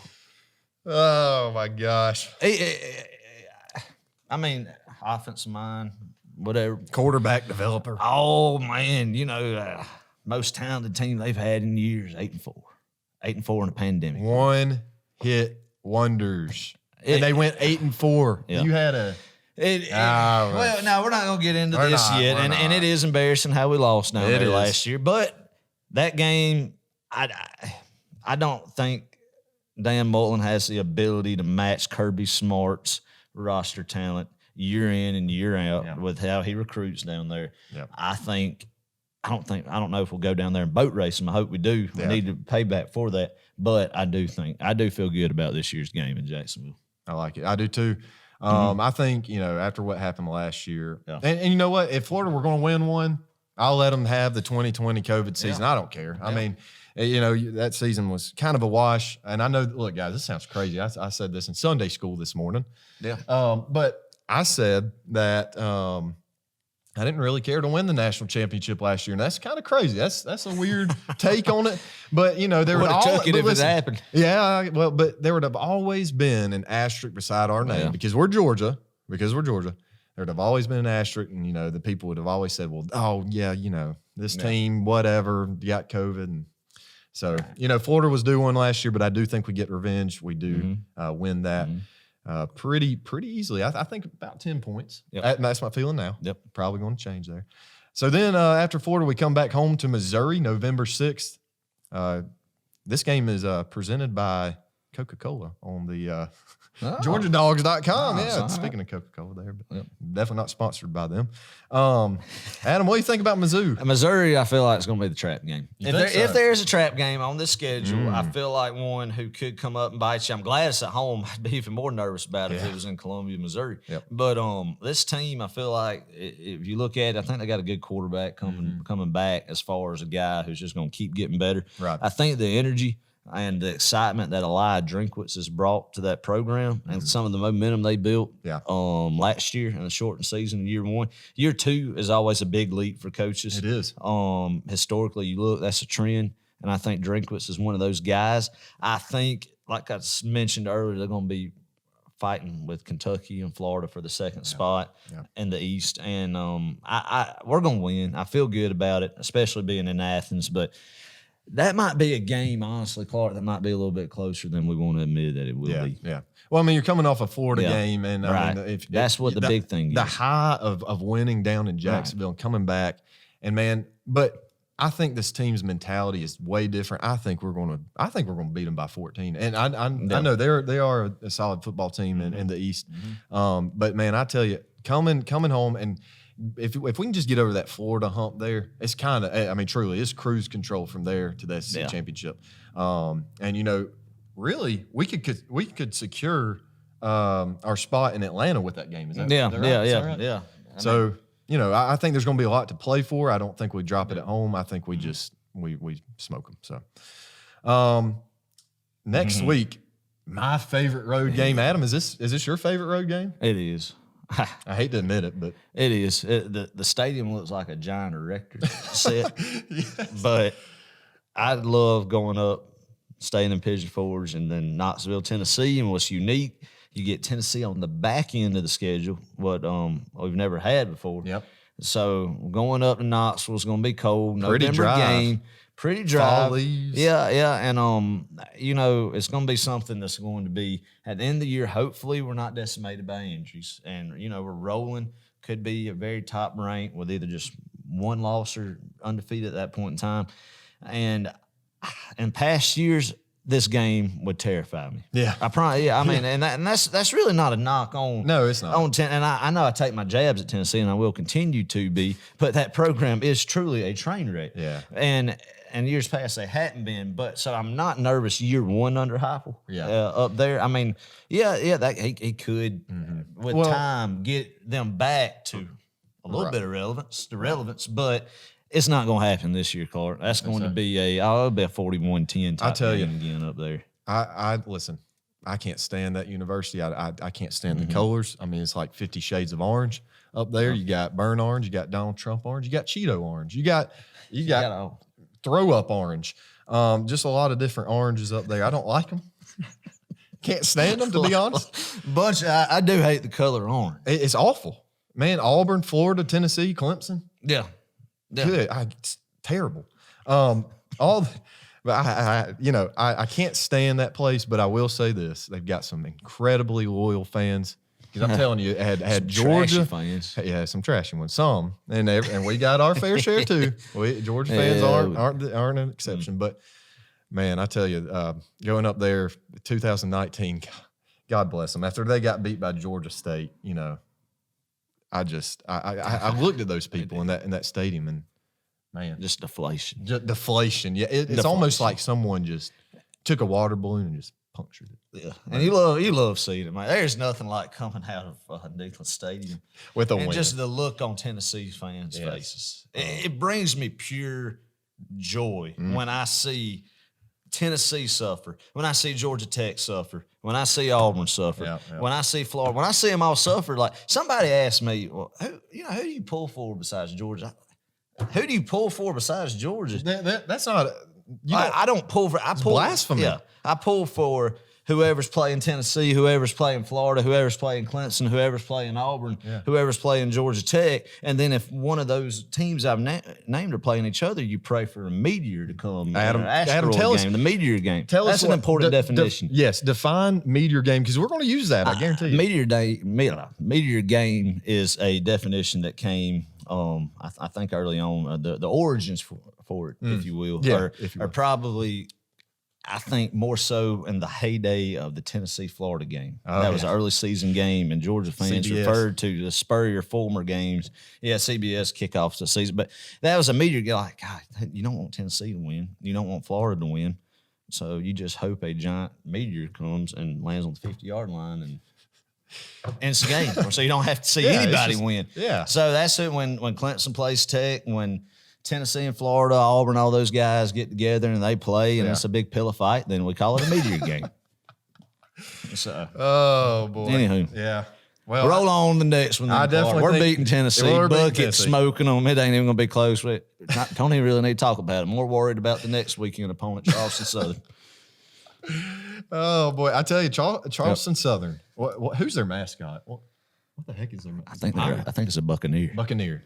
A Buccaneer. Yeah, that's right, because they got little swords underneath there. Maybe. I think maybe we're gonna go with that. But old Charleston Southern, so that will be senior day, I guess. With that being the last game of the season, and November 20th ought to be cold. Yep. Have a good tailgate. Might smoke some meat. That's it. Yeah, that's it. That's a good one to take the children to. Yeah. That's a game that you could take. That definition will be more dove into more deeply here later with that. But that's a good family game. It's a good family game.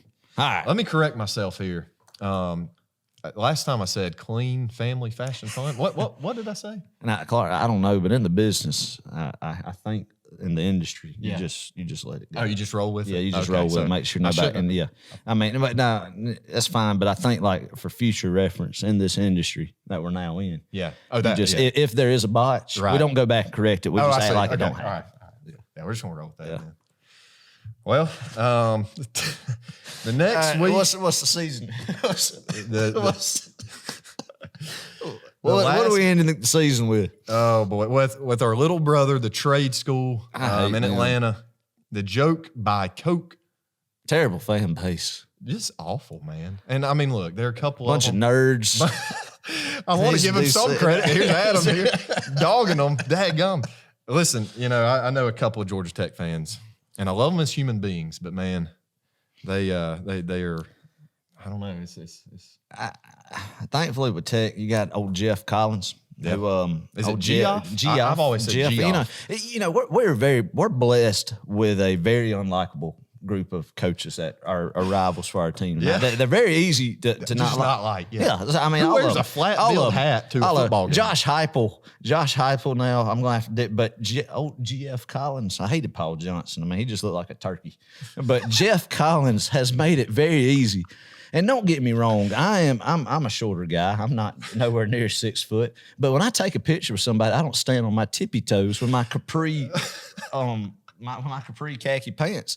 His khaki pants are capris. And if you look, Google it. This is true. This isn't photoshopped or anything. Jeff Collins stands on his tippy toes in pictures.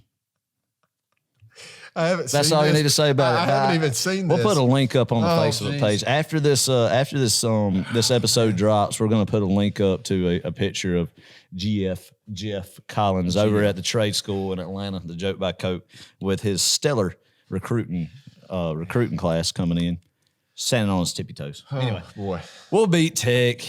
Tech's going to be lucky in the tough ACC to even win 3 games overall. Yeah. We're going to beat them. Warm up, tune up. Thank God they're not running the triple option. That's true. That will lose anybody going into the big one the next week. I'll say this: one of my favorite things is actually playing in Atlanta at Bobby Dodd. It's a high school stadium. It's gross. It's scummy. It's not pretty. Good fellowship, friends and family. Yeah, it's the best time of year, Thanksgiving. And listen, if you're a Georgia native, I mean, if you're in the state of Georgia, that's a good road game. That's a very easy drive. Mm-hmm. You're gonna have room to spread out after the Georgia Tech fans leave after putting up 42 points on them. It's going to be great. So we'll definitely dive into that game. Once again, if you're a Georgia Tech fan, the ones we do know. If you know us and we know you, just know that's nothing personal. We are just calling it how we see it. It just needs to be said. It needs to be thrown out there. So. But yeah. Oh, one last thing about that game. I love sitting in the upper deck, Adam. Yeah. And you see the Atlanta skyline, right? And if you look to the right a little bit, you get the Benz. The Benz. And that next week, that's what we're about to talk about. That next week, you just get goosebumps because you see that stadium. Yep. And man, you think about the significance of what that game has. That's it. Touching on that, SEC Championship, December 4th. Man, a lot of memories, good and bad, at that game. I do fully expect sitting here on August the 7th, recording this, I do believe we will be in Atlanta, and I think it'll be against Alabama. Yeah. So, obviously a lot of football between now and then. That's true. But I do expect us to be there against Alabama and get our revenge. So that's all I'll say about it. Yeah. A lot, like you said, a lot of good memories, a lot of bad ones. Adam, I think this year is the year that we do it, that we beat Bama, that we get over the hump. We're going to put together a 4-quarter game. Yeah. And I remember. I hate them too. I remember the looking at Kirby Smart's face last time we lost to them, which was actually the 2018 SEC championship, not referencing the national Talking championship. about the last time we lost to them in the Benz. Sorry, yes, in the Benz. Just we to never clarify. lost in Yeah, that's Tuscaloosa, true. That's too. true. That's true. Unfortunately. My but bad. Yeah. Yes, Yeah. in the Benz. That's what I meant. I Yeah. remember. I broke down my camera gear. I actually filmed that game from the end zone, and I got down the elevator, and I saw Kirby on a golf cart, and I you'd think he'd just be mad. He would just be enraged, right? Mhm. It was so like he took it so personal, and when I looked at him, I told one of my friends, Baylor, I said, look, we're not going to lose to Alabama in the Benz again. Not the next time we play them. We're not going to do it. We're going to win the next one. The next one. And so I'm sticking to that. Alabama's a heck of a football team. They're definitely going to be No doubt. in that top 4 conversation at the end of the year. And speaking of that, let's transition there. We'll leave the SEC championship to an exclusive episode. And in the words of a very, very wise, poetic man, Ric Flair said, "To be the man, you have to beat the man." That's right. I thought you were about to give us a woo. Oh yeah, we can do that. Yeah, we'll do that. That's it though. I mean, if you wanna be the best, you got to beat them. So. Yep. All right. Well, we rolling. I mean, we're obviously rambling. We've been at it a long time here. So quickly, Clark, let's touch on maybe what we expect out of some other conference teams this year. Who maybe our biggest challenges will be in the SEC? Who will be Alabama, who is the king right now in the SEC's biggest challenge.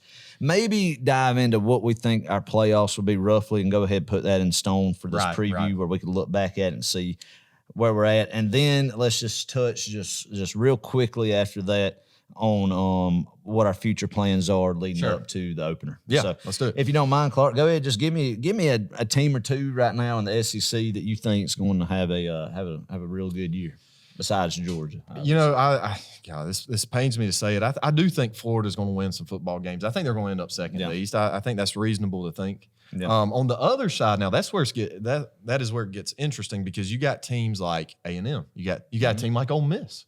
You got a team like LSU. All 3 of those teams, I think, could end up in that number 2 spot. Man, I tell you look at Texas A&M, Jimbo Fisher. I think they've, Julius Kellermond, a very, very experienced quarterback, and I think if you have him, there's definitely a shot at beating Alabama. But I do think any one of those 3 teams could potentially beat Alabama. I don't know how likely that is. But, LSU, still some question marks, I think, with their quarterback there. And Ole Miss, I tell you, I like Lane Kiffin. I like the direction of that football program. It's hard to not like Lane Kiffin over there. Yeah, if their defense has a little bit of a pulse, just a little pulse, just a little bit, they might can make some noise. They will. Yeah, LSU, I think that's a team that could either win the national championship or go 6-6. I mean, very high ceiling, very low floor type team, and man, it will be interesting. I think they'll finish second in the West. I still think Alabama's going to be the man. Right. I think LSU will beat A&M, and A&M will lose a couple, 2 or 3 SEC games. Not be as good. So, all right. That's what I think. Interesting. That's what I think. So definitely see that in the SEC. So maybe ACC. Who do you see kind of maybe giving Clemson a run for their money in that championship game? I think North Carolina. Yeah, that's obvious. Sam Howell is a great quarterback. Matt Brown, obviously, is a really good coach. I think Carolina, if there is a team that's going to challenge Clemson, it'll be North Carolina. I don't think Miami. I'm not bought into Miami under Manny Diaz. Yeah, I don't think that's their guy. I mean, my friend Chris Johnson would probably say differently, but sorry, Chris. Sorry, Chris. But so ACC, I think Clemson has that on lockdown. If it's not going to be Clemson, it's going to be North Carolina. Yeah. And I don't even know if I don't know how that's going to play out. But move out to the Big 12 as we still know it. Oklahoma and Texas are still there, and poor Big 12. Actually, I don't know if I really feel bad for them, but who do you see out in Big 12 making some noise, potentially getting in that playoff conversation? Oklahoma. Yeah. That team is loaded, and Lincoln Riley's a great offensive mind. Spencer Rattler, I think, is going to be your early season beginning of the year Heisman favorite. And I mean, they usually lose one to Kansas State or Iowa State, one they shouldn't in the middle of the year. But this year, I think it's going to be different. So they're starting to actually play a little bit of defense with Alex Grinch there now. Yeah. And Iowa State will be their toughest competition, but I fully expect Oklahoma to roll through the 2021 season and be waiting in the playoffs. Wow. Yeah. Interesting. Absolutely. Interesting. Absolutely. Let's move up north to the Big Ten. I mean, you got teams like Ohio State, obviously. Yeah. Yeah. Penn State. I mean, It's Ohio State. yeah. I mean, just go ahead and say it now. I don't see James Franklin's Penn State team making any noise. I don't see Wisconsin being up to caliber as what Ryan Day has going on at Ohio State. What about Iowa and Michigan? They're one of those wild card teams. teams. I mean, yeah. I mean, they're always a respectable program. Always going to be there. Always going to get them an old Capital One bowl. Yes, sir. That bowl. Always going to play a New Year's Day bowl game in the state of Florida. Yep. I tell you, I do love. I'm going to say something. I love Iowa. If there were one other team I had to pull for in the nation, and thank God they're not Hawkeyes. I love the Hawkeye. I love the colors. Really? I love the yellow and black. I do love that weird. they wave at the children in the hospital Yes. before. That is good stuff. That's very respectable of them, and I like the fact that they do beat and upset teams like Penn State and Ohio State here and there. I like that. They just run the football. They're smash mouth, and they were kind of one of those old school teams. And if I were a fan of a different team, or if I had to be, if someone held me at gunpoint, that's probably the only way I'd do that. But I'd be a fan of Iowa, I guess. There you go. There you go. All right. Well, that's about got all the Power Five except the big Pac-12. Yes, sir. If you can call them a Power Five. Ooh, what a jab there. Very, very unique group of teams out Pac-12. Yeah. I don't know. I think you got Arizona State. Of course, you have Oregon, who over the past decade has been the big dog out west. I think USC. I think this year USC will be the guys from out west who is going to win it all this year out in the Pac-12. I don't know why I feel that way. I think, Clay Helton's one of these coaches, probably the most ridiculed coach in America and has the hottest seat of anybody. But for whatever reason, I don't know, just good. I'm going to call the Trojans winning the Pac-12. But interesting. But no Pac-12 teams getting in the playoff. No. So when at Rose Bowl, New Year's Day, USC Pac-12 champions. When was the last time Pac-12 made? Was it Washington? Washington. Yeah, it had to be Washington. Dang. Yeah, because 2018, Oregon was, Oregon was 14, back in the 14, the very first one. That's right. 18 was Clemson. Yeah, was it Ohio State or Oklahoma? Oklahoma. I can't remember who Clemson played. Once you don't, might have been Ohio State. Well, once you don't get in the playoff, it was either Ohio State or Oklahoma. It was like every year, but yeah. Well, dang. No, Clemson played Notre Dame. That's what it was. It was Clemson, Notre Dame. Right. It was Alabama, Oklahoma. Ooh. That's it. Yep. That about got embarrassing. I didn't remember that in 18. Well, I couldn't help it. Like you said, I mean, once Georgia doesn't make it, I kind of just write it off, and I watch the game and put flush out my memory. But that's right. So Clark, your playoff predictions. Let's end it before we start going on about what we're going to do coming up in the future with our show. To wrap up our preseason talk, all right, our just overview over college football, Georgia in general. Give us your playoff prediction. Who's going to be your 4 teams? My 4 and teams. your seeds. Give me the seeds too. Give me the seeds. Okay. 4 teams right here. Here we go. No comment, no explanation. I'm gonna go 1 Clemson. Okay. Pains me. 2. I'm gonna say Ohio State. Oh yeah. Okay. No. Sorry. Let me backtrack. 2 Bama, 3 Ohio State, 4 Georgia. Oh, okay. All right. See where I'm going with this? Yeah, I see where you're going with it. So let me ask this: with you having Alabama, Georgia, and Clemson in the playoffs, and you think that Georgia's going to lose? Do you think Georgia's going to beat Alabama in the SEC championship? I do. Okay. And we're gonna get a rematch in the national. Okay. I think we're going to get Clemson in the playoff, and then we are going to go play the winner of Alabama, Ohio State. And I tell you, I mean, don't write off Ohio State. I know, look, Alabama's a heck of a football team, and I mean, there's a whole lot of football we can analyze up to that point. But that could be a game. I think I think it can. A lot of different scenarios play out. Like if Georgia beats Clemson, both Alabama and Georgia undefeated SEC championship. You got a one-loss Clemson ACC champion. You have an undefeated Big Ten Ohio State, one loss or undefeated Oklahoma team out in Big 12. Yeah. Who are you going to? I mean, there's not those spots for really them, aren't. obviously. So I think it then is when who you lose to and bigger the timing of the loss will come into play. And that's a good thing for Georgia, I mean, and Clemson. Yeah. I mean, if you lose this first game, right, you got It's the whole not over. season. It's not over. It's not. It's not over. You got to now. If you're Georgia, you got to split. Yeah. I think you got to split Right. Clemson or Bama to get in. I think they would take a one-loss Georgia team who lost Clemson. That's kind of my scenario. So I think 11-1 regular season. We go into the SEC championship. We do get over that hump. We beat Bama, and we're in.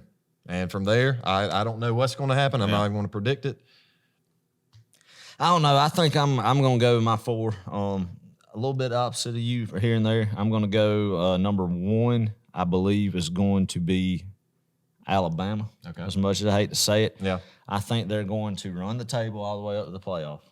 So I think number 2 is going to be Oklahoma. Yeah. I think they're not going to have a slip up this year. It's going to be a dynamic offense. I think number 3 is going to be Georgia, and I think number 4 will be Ohio State. So you're saying, though, okay, so what you're saying is Georgia, Bama go into the SEC championship undefeated? Yes. I like that. Yes, I do. And I mean, as much as I hate to say it right now, Not feeling too hot about it. this is the first game. Yeah, I think, though, the second game in Indianapolis could be different. But Rose Bowl, 2018 Rose Bowl rematch, Oklahoma. If we win the national championship up in Indianapolis, we're going to the Brickyard. We're going to kiss the bricks. We're going to go break in. Yep. We're going to go get a car, go around the track a little bit. That's what we're going to do. Get out, kiss the bricks. That's what we're going to do. We'll do it. Do it. All right, Indianapolis. Yes, that's the goal this year. Indianapolis or bust. Let's go ahead and we'll put a pin in this one here. About time. Let's get it here too. But before we do that, tell the audience about what we have been working on, what our plans are leading up to September 4th, real quick. Yeah, so let me talk about Friday, September 3rd, 2021. Ladies and gentlemen, this is a big announcement. This is something we kind of want to do. So we're going to try this September 3rd, 2021. We'll let y'all know an actual time a little bit closer. But we are going to have a live call-in show on Facebook Live. We're going to host it on Facebook Live. You guys call in. You guys ask us questions. We're going to be live broadcast. Hopefully everything goes smoothly. We get that broadcast out to y'all, and it looks good and sounds good. But you guys will be able to call us. We'll give y'all that phone number here soon to come. It's going to be just a night full of emotions. We're already going to be up anyway. It's like the night before Christmas, and so I'm fired up about that. That's going to be fun. That's going to be fun. And what we've talked about is there's a lot of y'all out there, I believe, that want to be heard, want to give us your expertise and your knowledge of Georgia football. And what we want to offer with that is everybody being fired up for that game, like you said, Clark. And we're going to, it's not going to be filtered. So we're just going to be surprised on the whim with anybody call in. So call in and give us your opinion, and we'll allow you, we want to keep it family friendly, but we will allow you to tell us how you feel about Clemson, about Georgia coming in and this season, and give you a moment just to have a pedestal and let us know what you know about everything. To touch on what Adam said, yes, we don't have the budget or the equipment to sit there and moderate, and to filter out the calls coming through. That's so what's just understand if you got some young ears around, you better put the earmuffs on. Keep them close, because there ain't no 5-second delay either. If somebody calls in to that we do show, have a mute button. We got a mute button. That's about it. We're definitely doing that the Friday night before the game, and then next podcast we will release another podcast. Yeah, before that. Is that right? Before that, and that podcast is when it's going to be ramped up to another level where I believe the energy is going to just come on up a couple more notches right there, because it's Clemson. I hate Clemson. I've always hated Clemson. It's a rarity when we play them. I'm going to tell you why I hate Clemson, why I hate that program. We're going to have a history lesson. We're gonna so get out your history books. Get ready for that. That's something that we plan on releasing that upcoming episode the week of the Clemson game. So that Wednesday, you're going to be able to get fired up. Go ahead and listen to all the other Georgia podcasts before then. But that Wednesday, our Clemson preview. Our whole show will be dedicated towards Clemson and talking about that game and our emotions towards that university. Yep. And then that Wednesday and then Friday night will be the live call-in. Yep. So just to recap, September 1st, Clemson podcast. Yep. September 3rd, live call-in show. You can only find that on Facebook. We won't be doing it on YouTube. You can't. It's not like we're going to record it, put it on Apple Podcasts. You have to go like us and follow us on Facebook. It's Row 60, a Georgia football podcast. Just search it. You will find us. Put it on the date. Last thing. I'm going to do this. I'm going to do this. Yeah. So we made some handy-dandy stickers that you can post on. You can put these bad boys on a Yeti cooler. You could do it on a Yeti tumbler. You could daggum it. You could put it on anywhere. Your truck. Nothing. Yeah, toolbox. So got a couple of these. Only 12 of them exist. Limited edition. Of this color, of this specific size and color. The way you can win one of these, the first 3 people to comment. Okay. The first 3 people to comment on our YouTube video, we'll mail you one. Yeah. And we'll get these to you. Good looking stickers, I think. But and we do have some more merch. Yeah, we got some merch ideas. My wife has a t-shirt business and is really good with the shout her out. T-shirts. Shout her out. Give her Southern Belle Designs. Look it up on Facebook. She does some good tie-dye t-shirts and everything. So gonna have to do a shameless plug right there for her business. Absolutely but should. She's gonna be our head merch department person. We've already come up with some good ideas, some koozies, some shirts coming in the near future. Hopefully it picks up. People like it. So everybody loves a good t-shirt. Yeah, koozie. So not that we don't necessarily need a koozie, but other people out there should. So well, I guess that wraps us up. Go Dogs, and we will see y'all one Charlotte. One more day closer until it's time for pads popping in Charlotte, and it's time to let the big dog eat. So everybody, go get you some pre-season Georgia paraphernalia. I mean, there's some sales going on right now. Go ahead, get that red and black out. Like I've said before, put the magnets on the vehicles, put the flags up, get some old office water cooler, sitting there by the office there. So and start talking about Georgia football. Get people excited. The state's ready. We live in God's state. We support the best university in the world, and we have a dang good chance to win it all this year. Go Dogs. God bless. It's time. It's time, baby. See you next See time. y'all.